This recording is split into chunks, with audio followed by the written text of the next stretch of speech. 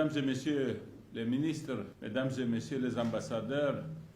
Messieurs les présidents des commissions de la CEDEAO et de l'UEMOA, Messieurs les secrétaires exécutifs du SILS et du G5 Sahel, Monsieur le secrétaire général de l'OCDE, Monsieur le président honoraire du Club du Sahel et de l'Afrique de l'Ouest, Mesdames et Messieurs les commissaires et hauts représentants de l'Union européenne et des agences du système des Nations Unies, Mesdames et Messieurs, honorables invités, je voudrais de prime abord remercier le Club du Sahel et de l'Afrique de l'Ouest, l'Union européenne et le Réseau mondial contre les crises alimentaires pour m'avoir invité à participer à cette réunion de haut niveau. C'est pour moi un grand plaisir de prendre la parole à l'occasion de cette rencontre pour évoquer avec vous l'importante question des crises alimentaires et nutritionnelles dans les régions du Sahel et du lac Tchad, mais surtout pour envisager avec vous les actions idoines à mettre en œuvre pour y faire face de façon immédiate et y remédier sur le long terme. Mesdames et Messieurs, au Sahel et en Afrique de l'Ouest, la saison pluvieuse 2021 a été marquée par des poches de sécheresse de 10 à 15 jours en juin et juillet qui ont eu un impact négatif sur le développement des cultures dans de nombreuses parties de la région. Ainsi en a-t-il été du Nigeria, du Niger, du Burkina Faso, du Cameroun et du Mali, et un arrêt brusque de précipitations en fin août, début septembre, ce qui, avec les infestations parasitaires, a compromis les récoltes. En outre, les inondations observées au cours du mois d'août ont également compromis les semis tardifs dans plusieurs zones du Sahel, notamment dans le nord-est du Nigeria. Enfin, dans les zones en proie à l'insécurité, l'inaccessibilité aux champs et les destructions des récoltes ont aggravé la situation. C'est ainsi que, selon les résultats du cadre harmonisé,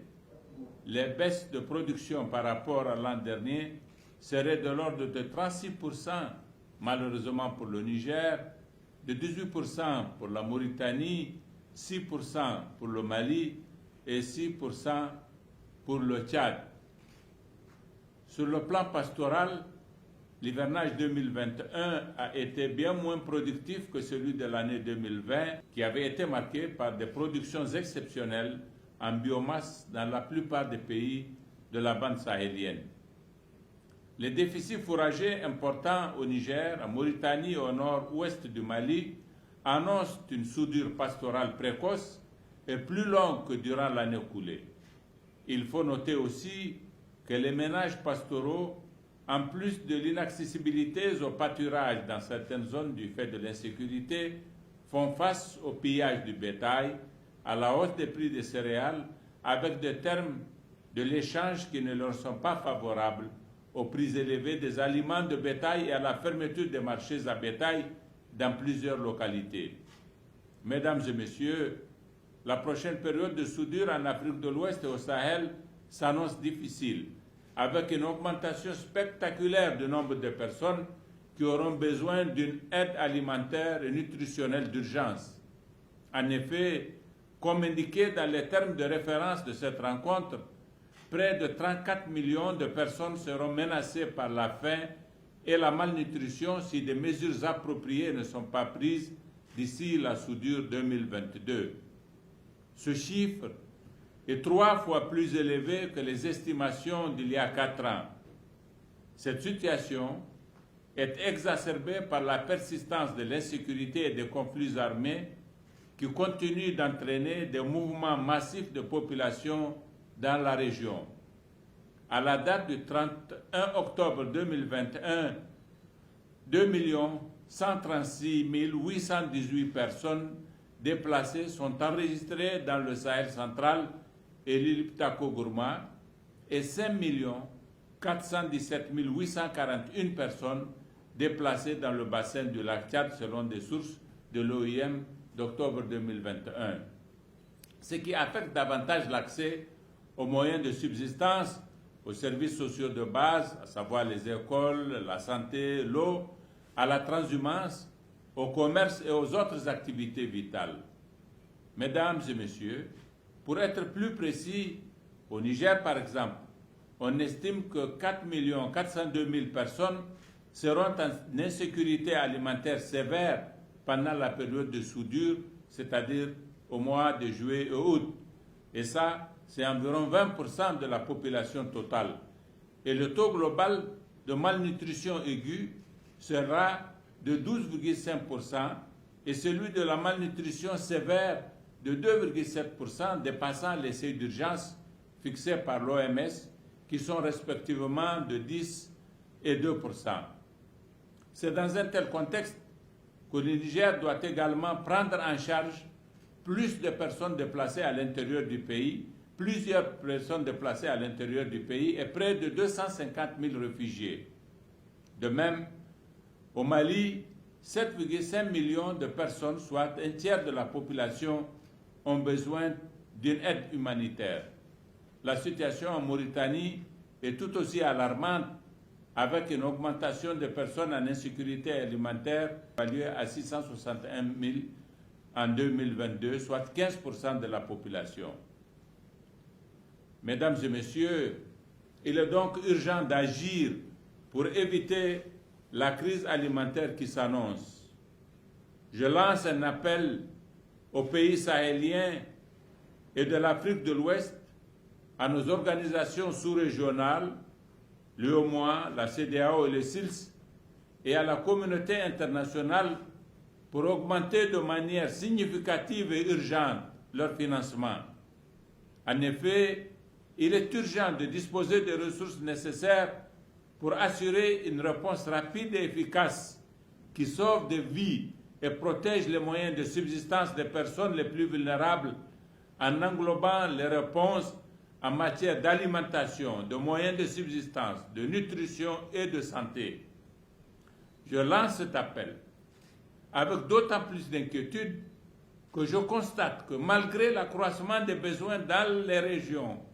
les financements des plans de réponse humanitaire sont en constante baisse depuis 2012 et que tous les pays concernés terminent l'année 2021 en ayant financé à peine la moitié de leur plan de réponse humanitaire. Le plan de réponse 2021 du Niger, en ce qui le concerne, par exemple, n'a été financé qu'à 42% à la fin de l'année. Mesdames et messieurs, les personnes en situation de crise ont à la fois des besoins conjoncturels d'assistance humanitaire et des besoins structurels de développement. Les crises prolongées ont exacerbé les besoins humanitaires et impacté négativement les gains de développement. Et au-delà des interventions d'urgence, il est impératif que les pays sahéliens ainsi que la communauté internationale renforcent leur soutien aux efforts de développement avec notamment des financements multiannuels et flexibles afin de s'attaquer aux causes profondes de la vulnérabilité à l'insécurité alimentaire et nutritionnelle dans la région.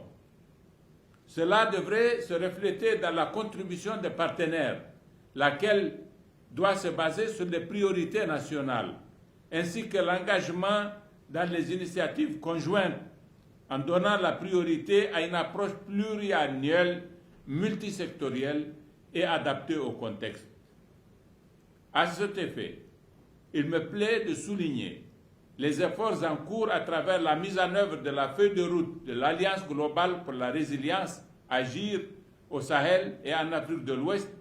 qui ont permis dans plusieurs pays, dont le Niger, avec la stratégie de l'initiative 3N,